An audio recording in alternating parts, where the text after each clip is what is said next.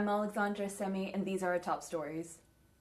The Buckingham Confessions Facebook page. Student Union launches a website. The Chancellors Cup is restarted. A new Facebook page has popped up called Buckingham Confessions and Crushes, allowing people to post anonymously about themselves or other people.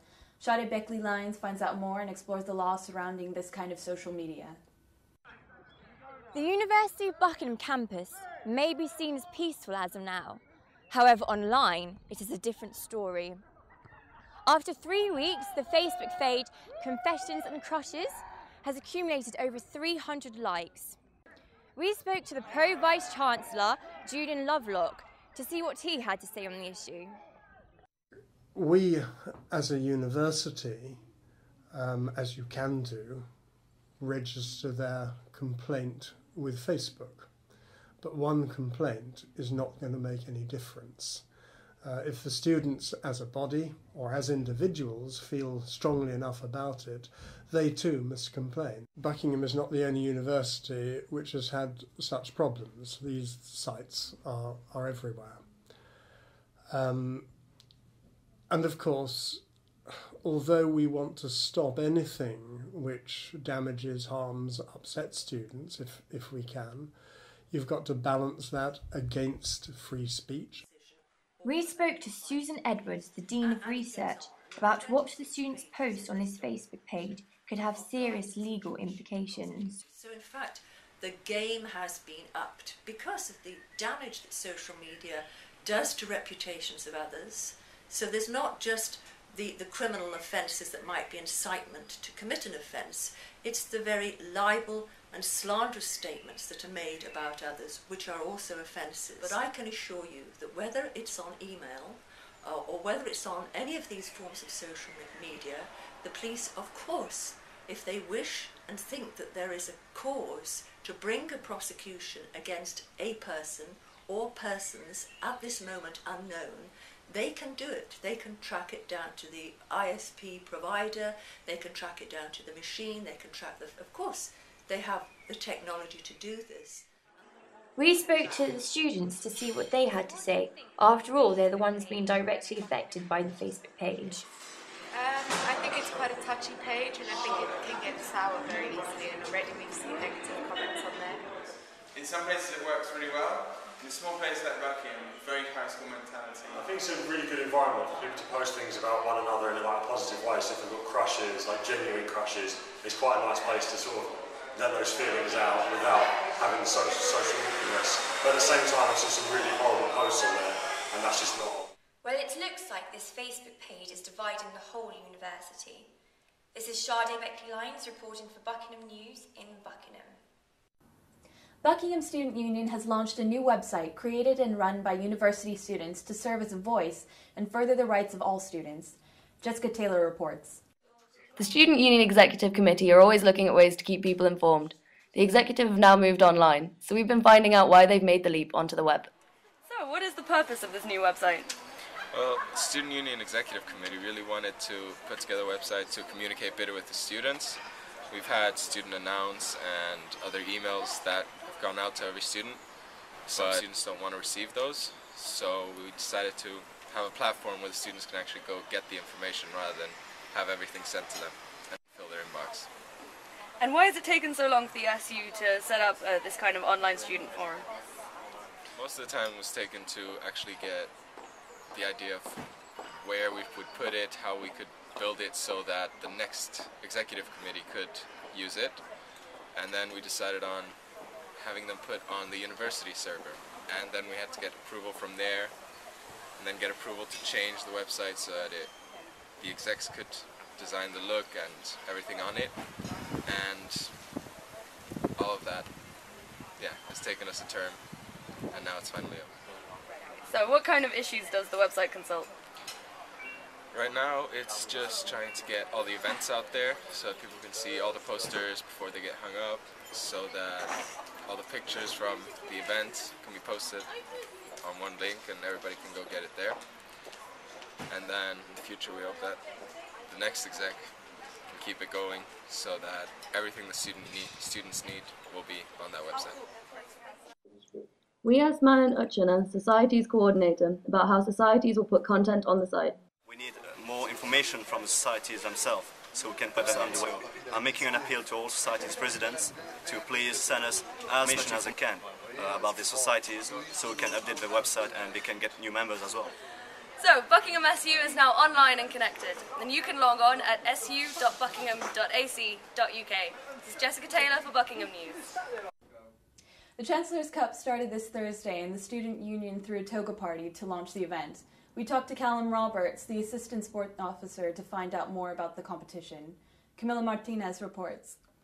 On Wednesday night, the OTM hosted the Chancellors Cup launch party, an event to promote the sportsmanship among students. Assistant Sports Officer Callum Roberts told us more about the competition. The Chancellors Cup isn't a new event.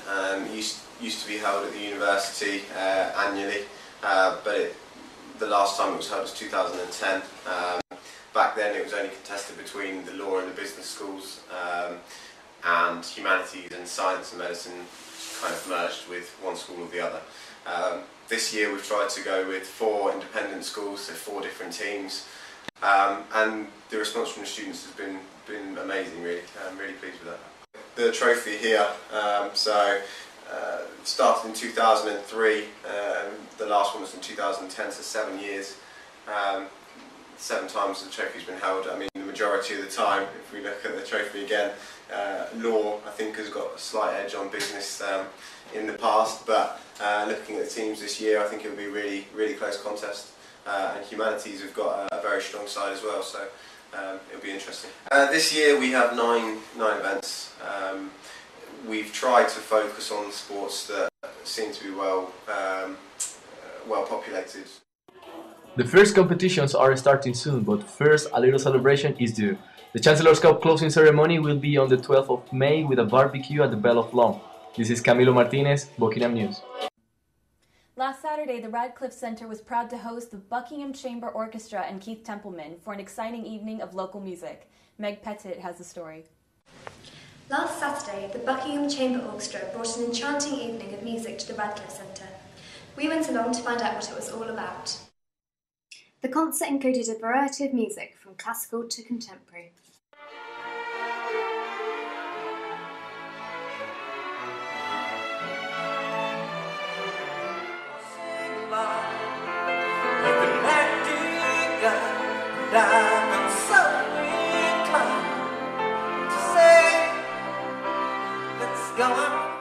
We asked Keith Templeman, who organised the event, whether he thought events like this were important to the local community. It shows off how talented people are. You've got so many people who've got training and talent and invention who live in Buckingham. We were very surprised how quickly we could form an orchestra. So they pick up music so quickly, and I think to see that level of talent played locally, literally 5 minutes away from the pub and the community, is just invaluable. So there we have it. The sound of music in the Radcliffe Centre really struck a chord this weekend. Meg Pettit, Buckingham News. Friday saw the Amnesty International seminar hosted by Professor Susan Edwards. She discussed women's rights and domestic violence in Afghanistan. Navpreet Grual has a report. Professor Susan Edwards is a barrister, writer and broadcaster whose work has focused on women's rights and domestic violence. In cooperation with Buckingham's Amnesty International Society, she gave a talk entitled No Peace Without Women's Rights. It will be looking at issues around women's rights, and it will be looking at issues around women's rights in various corners of the world, with particular reference to Egypt, Iran, Bahrain and Saudi Arabia. And yes, I will have something to say on domestic violence. Why entitle the lecture No Peace Without Women's Rights? The question of world peace depends upon women's emancipation across the world. My interest was particularly in the Arab world and looking at women, but also looking at the way in which without peace, as we have at the moment, where we have colonialism and American imperialism and American interests wanting to go into other countries, and we have potentially war situations, then unless we have peace, I don't think that we can have women's rights. How has the West hijacked Eastern women's rights? The West has very much used Islam it's used the position of women under conservative Islam to ensure that it can justify its oppression in particular countries. So on the one hand, if Iran doesn't suit the interests of US imperialism in the West, Iran will be demonized, and the West will say, look at the women in Iran, aren't they suffering? So I think women and the position of women is very much a puppet in the hands of how the West wants to project and particular countries and interests. While it's obvious that the subjugation of women remains a problem to be confronted, it's comforting to know that awareness of the issue has never been greater. Nafrit Garival, Buckingham News. The Bishop of Oxford is one of the most important and influential bishops in Church of England. When he visited Buckingham for a special service, Charlie Williams was in attendance and even spoke to the bishop himself. Buckingham St. Peter and St. Paul Church are a special guest this week in the form of the Bishop of Oxford. I went along to find out more. After introductory prayers, the university's very own Michael Pearson took to the stage to join in a performance for the congregation.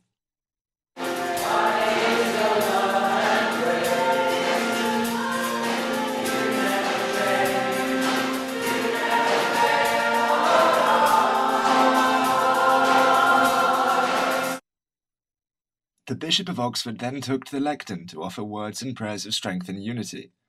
Afterwards, I asked him what he believes to be the most pressing issues facing the Church of England today. I think one of the most pressing issues is how to relate in a way to the rest of society, in a way that society appreciates, understands, sees as relevant, sees is scratching where people itch. So some of those issues are to do with justice and with hunger internationally, but some issues are to do, of course, with locally, in our nation that is, with poverty, with the increasing gap between rich and poor. And we have a lot of experience of that, of course, because we have someone in every community of the land. So that's one issue. I think we ourselves have to sort out our issues of gender and sexuality, which are pressing issues, but they're not actually the most important issues for the country. For the country, I think the issue is about how we actually help to become a more compassionate, more humane, a more equal society. With the Bishop's message of goodwill and compassion, it seems unlikely that the Church will become irrelevant in the community anytime soon. Charlie Williams, Buckingham News. Economic problems aren't just faced in the real world. Two economic groups have clashed with the SCU over wanting to be a society. We sent Sarah Cordes to get to the bottom of it. There was tension in the student union a few weeks ago when two economic groups wanted to form a society. One got accepted, the other one got rejected, causing a bitter divide among the executives. We spoke with Jordan Taylor, member of the Economic Society, about what is happening with the two economic groups. Can you tell us what happened about the two societies? So basically, our society decided to set up something in the autumn term. And then we put that into practice in the winter term. However, we didn't realise that another group of economics students also wanted to set up an economic society. So basically, we both filled in the forms, and because we got ours stamped first, we ended up being the Buckingham Economic Society. Have the two groups come up with a decision about the society? We had one of the members of the other society in our executive, but she's become busy during the exam term. And we've got a couple of the other members of the other society giving us opinions. But we did approach them, but they didn't seem too interested. Viv and Jayat also released a statement about the dispute. The other group was meant to merge with us, but then their president decided to quit to start a business. So, when it comes to economics, the division of labour isn't always the best option. This is Sarah Cordes for Buckingham News. With the case of Tony Nicholson hitting the news, the assisted termination of life has never been higher up the agenda. On Tuesday evening, Professor Bob Watt of the law school tried to take the sting of sensationalism out of the subject and analyze the choices and decisions lawmakers could take. Leandra Behrens has a story. On Tuesday evening, the Radcliffe Centre hosted a controversial lecture about natural law, emotion and the right to die.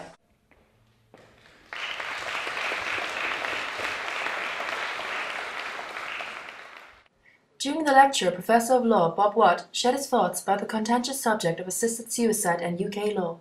One can well understand that A rational person would say, yes, this person is incapable of making a proper decision. They are going to say no. That if we want a law for assisted suicide, what we need is Parliament to legislate for it. We asked Bob his opinion on the potential future of legalised euthanasia in the UK. Can you foresee a change in the law regarding the right to die? Yes, I can, because there have been a number of private members' bills before Parliament. There was a call in Parliament for a bill to be brought forward, but the problem is that no government will probably bring forward this bill. How important is it to have such public lectures about controversial issues? A public lecture is a sort of antidote to the banality of modern culture, that these things need to be discussed and these things need to be brought to people's attention, because otherwise we can just fill it up. We can just fill our lives with banality. Do you feel as though religions also affect people's emotions? Well, yes, but I think religion is a kind of emotion. I'm not saying it's compulsory assisted suicide or compulsory killing people. I'm saying that we should have the choice. Assisted suicide is an important social debate, with several cases still being taken to the highest courts in an attempt to get it legalised. We won't know for many months what the future is for this disputed issue. This is Leandra Behrens, Buckingham News. After gaining 4 points in the last 3 matches, the University of Buckingham FC continues its battle for promotion to the intermediate division. There were 2 matches this week. David Mackenzie-James reports. The University of Buckingham was away to Great Linford, currently 6th place in North Bucks Division 1. Buckingham could never find its style, and Great Linford would score the first goal in the 25th minute.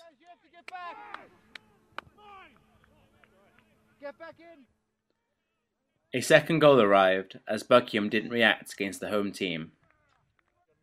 An awful first half would finish 4-0 for Great Linford.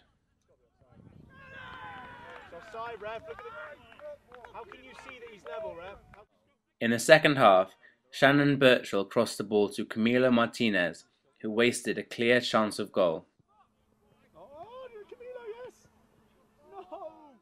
A 5th goal arrived in the 72nd minute and merely highlighted the torrid time the Buckingham team was going through. Unfortunately, the goalkeeper Alex Biddle needed to leave the pitch due to an injury. He was replaced by Alex Rigas. The final whistle eventually arrived to finish the nightmare that Buckingham was having. Trying to recover from a smashing defeat, the University of Buckingham FC played against Stukely Reserves, currently 10th place in North Bucks Division 1.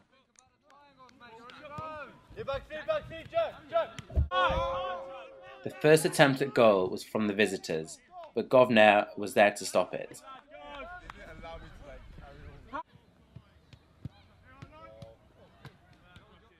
From the beginning, Buckingham looked superior, and the flanks were vital for the attack.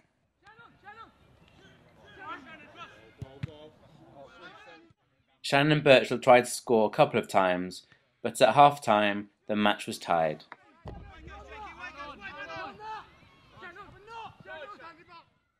The first goal would arrive after a mistake by the Stukely goalkeeper. Camilo Martinez recovered the ball and surprised everyone with a long shot that opened the score for the University. Stukely Reserves tried to level the game, but the post and an outstanding Govner saved Buckingham. A second goal from the hard-working Shannon Birchall would guarantee the victory for the University. Buckingham stayed 8th in North Bucks Division 1, and 9 points is the gap to promotion. Thank you for watching. This is Alexandra Semi. Have a good weekend.